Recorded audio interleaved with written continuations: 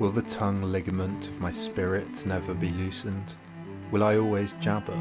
What I need is a voice as piercing as the glance of Lynceus, as terrifying as the groan of the giants, as sustained as the sound of nature, as mocking as an icy gust of wind, as malicious as echo's heartless taunting, extending in range from the deepest bass to the most melting high notes, and modulated from a solemn silent whisper to the energy of rage. The 19th century Danish philosopher Soren Kierkegaard is best known for giving us the concept of a leap of faith.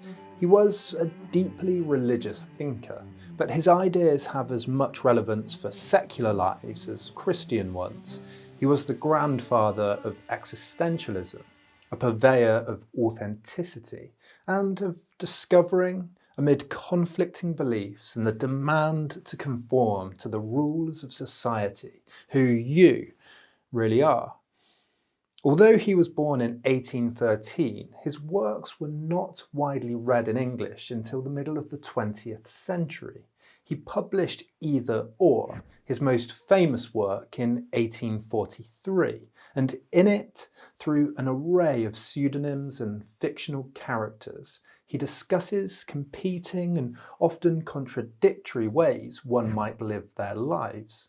Should you live for the moment? Should you seek pleasure? Or should you live for the interesting? Should you explore? Should you live dutifully, ethically? Should you conform to the rules of society?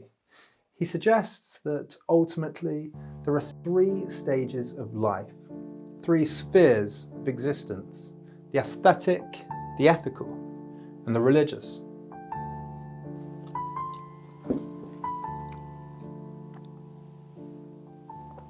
Kierkegaard argues that most of our choices, at least at first, are made instinctively, justified by what feels right in the moment. We have urges and we act upon them. We might think of hedonism, maximising pleasure, but Kierkegaard means aestheticism in a broader sense. Today we talk more about aesthetics as theories of art and beauty. But what do we mean when we say something is aesthetically pleasing?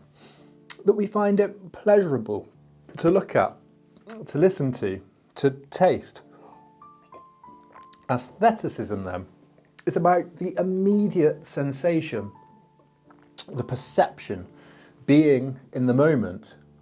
This is deeper, though, than just maximising base pleasures. Kierkegaard says, if I had in my service a submissive spirit who, when I asked for a glass of water, would bring me the world's costliest wines, deliciously blended in a goblet, I would dismiss him until he learned that enjoyment does not consist in what I enjoy, but in getting my own way. So, aestheticism can be complicated. The sadist enjoys pain, for example. And then there's the reflective aesthete. The hedonist, the pleasure seeker, can always plan to maximise their aesthetic enjoyment. In Either Or, Johannes is a seducer whose pleasure is derived not from the act of seduction, but from the planning the act of seduction. Or there's the idea of cultivating a taste in more sophisticated music and wine. But the pursuit of aesthetic pleasure and enjoyment inevitably becomes boring, repetitive. Living in the moment becomes dull. One solution, he says, he likens to the rotation of crops. One is tired of living in the country and moves to the city. One is tired of one's native land and goes abroad. One is weary of Europe and goes to America. One indulges in the fanatical hope of an endless journey from star to star. Or, he suggests, one does not enjoy in a straightforward manner, but enjoys something completely different that one arbitrarily introduces. One sees the middle of a play. One reads the third section of a book. The character of the first half of either or recommends never getting married, never taking an official post, recommends delaying gratification to find the interesting, but ultimately it's a guidebook to aesthetic life that slowly begins to unravel. Are you really free if you submit yourself to the whims of unreliable pleasures? Do you ever find out who you really are? What you're capable of? Are you really in control, ever? Don't the guilty, gut feelings inevitably creep in when you act only for yourself? The aesthete becomes uncomfortable when they see someone else doing something for another person. There's a feeling of guilt, maybe. Ultimately, the ethical is unavoidable. No matter what you try, you cannot avoid being confronted by questions about what's forbidden, encouraged, popular, unpopular, wise or misguided. And it's these questions, Kierkegaard argues, that contribute towards creating an identity that isn't made up of arbitrary enjoyments in the moment. An identity exists through time. It endures, it has values and ideas. Take chess. You might pick it up initially because you enjoy it, but then it might frustrate you. You might get bored. But if you're wise, you might persevere because it's good for you, good for your attention span and logic and strategy in the long run. And enjoyment, we know, comes in ebbs and flows. There are different levels of enjoyment. And this has a moral dimension too. Being a good neighbour might not be something you always want to do all of the time, but you know in the long run it's right. In the second volume of Either Or, a character called the Judge makes the same argument about marriage. It may not always be easy, but it's good in the long term. But more than this, the Judge argues that marriage has an aesthetic dimension too, that aesthetics and ethics are the same. While the hedonist argues that marriage becomes boring, the Judge says that on the contrary, it creates new passions, inaccessible to the base aesthete. Marriage and ethics more broadly are like works of art. They reveal new passions, new ideas, new pleasures, and new ways of being.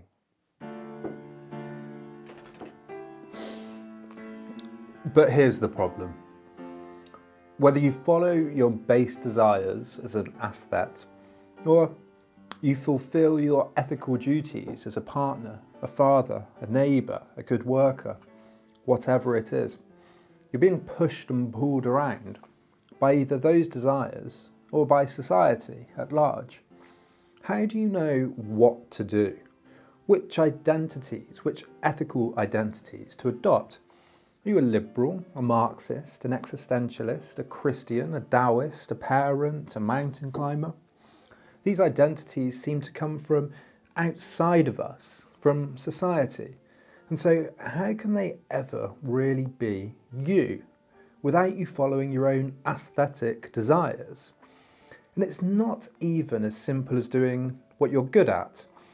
One of his characters tells us that he gave up his position as a school teacher, a role he was ideally suited for, and so had nothing to gain from, and joined a travelling theatre company, something he had no such talent for, and therefore everything to gain. The answer, Kierkegaard says, lies in the idea of subjective truth. Imagine two types of knowledge. One is propositional, objective. You're taught that 2 + 2 is 4. But if I tell you that being a good neighbour is fulfilling in the long term, or that burgers are delicious, is that a different type of knowledge? Some knowledge has to be assimilated into your own life. You have to relate it to other things you know, work out what it means for you. But even mathematics is like this. You can understand the sum, but to reflect on what that means for your life, how you'd use it is, well, subjective, a kind of subjective truth. He says to understand and to understand are two different things, and he calls this double reflection. Learn, assimilate. The most important thing, he writes, is that a person should grow in the soil to which he really belongs. Now, Socrates compared himself to a midwife. His role as a teacher was not to pass on knowledge directly, but to help students give birth to knowledge, to help them recollect what was already within them. But how does this help us choose how to live? Whether we choose an aesthetic or an ethical life, and which ethical life? How we choose whether to be a good neighbour or a mountain climber? Kierkegaard's great challenge to his Enlightenment contemporaries was that reason, people giving you reasons, could only take you so far. You might be given reasons why you should become a good neighbour, or a mountain climber, or a husband, but there's no reason that can help you make that final decision. That comes from a subjective second reflection, some force within, and you can only do that with a leap of faith. Now, Kierkegaard was a deeply Christian thinker, but I want to stick as much as possible to the philosophy. Some would argue that's not possible, but here goes anyway. To take a leap of faith, to pick an identity, is to choose what feels best for you. But that feeling is a combination of what you've been told and what might be true and what you feel. And that's a subjective truth. Learning algebra is not particularly important. What's more important is how you use it, how you apply it to the world. And that's a very personal thing. So there's a sense in which what's important is how you feel and act, and not what the objective truth is. And so action, for Kierkegaard, is extremely important. Take global warming. You might believe that it is true, and that it's caused by humans, and also believe that we should reduce our carbon emissions. But you can genuinely and committedly believe that and still not act, still not recycle or drive less. You can still be apathetic. For Kierkegaard then, what's crucial is how we embody our beliefs. Truth is subjectivity. And when choosing to embody knowledge about the world, in choosing our identities, tastes and beliefs, we might always find reasons for abandoning the course we're on. We have to persevere despite those reasons. He says, marry and you'll regret it. Don't marry, you will also regret it. Laugh at the world's foolishness, you will regret it. Weep over it, you will regret that too. He was criticising Hegel's idea that knowledge is synthesis, that there's a middle road between bachelorhood and marriage, between salad and ice cream, that combines the best of both, and that over time things balance out. Kierkegaard says no, it's either or, and what's important is the choice, and what matters aren't the reasons really, but your choice based on passion to commit to a certain path and to have a kind of faith that it's the right path through the easy times and the difficult ones. He says existing cannot be done without passion.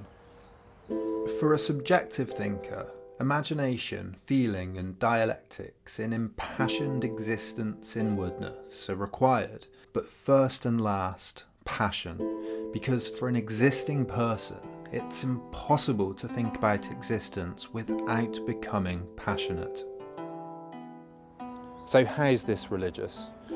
Kierkegaard discusses this at length in many complicated books, but I think there's one sense that might be relatable even to the most atheistic of us. When we're working out how we should live, we want to find out what's the best thing to do across time. The aesthete lives in the moment, for the moment, but the ethical and the religious person thinks more long term.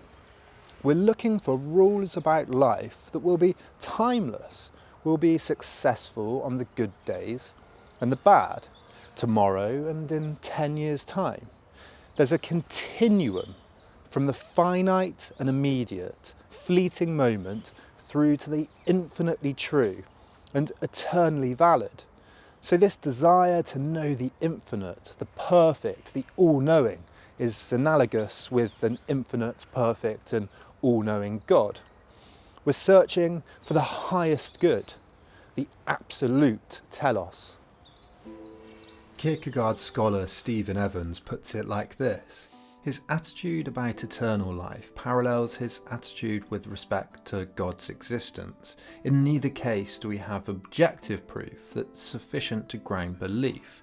However, in both cases, the individual who is gripped by the proper kind of passion will naturally believe in God and seek eternal life. The proper worry is not whether there is such a thing as eternal life, but whether I am the kind of person who will gain eternal life.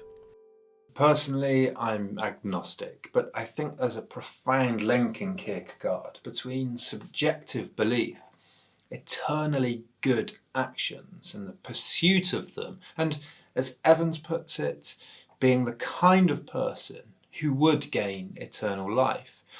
He shows us a path from living in the moment to living for something bigger, something more difficult, but hopefully something more fulfilling.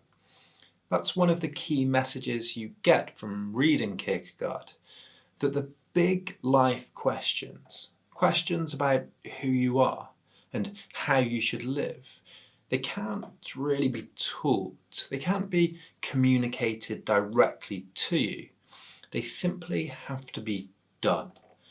You have to make, at some point, a leap of faith. Well, I'd highly recommend reading Kierkegaard. He's an incredibly unique and inspiring thinker. I'd suggest starting with the essential Kierkegaard, which takes some of the best bits from his very long, esoteric, complicated works and just draws out the bits that you'll probably find most relevant today. I've been reading Kierkegaard for a longer video on authenticity that I'm working on, looking at the history from Nietzsche to Heidegger, Camus, Sartre, and seeing what we can learn from that. So if you're looking forward to that, make sure you've hit that subscribe button, make sure you've hit that bell, which only a few of you have, somewhat disappointingly. So hit that now. Go on, give it a little tickle.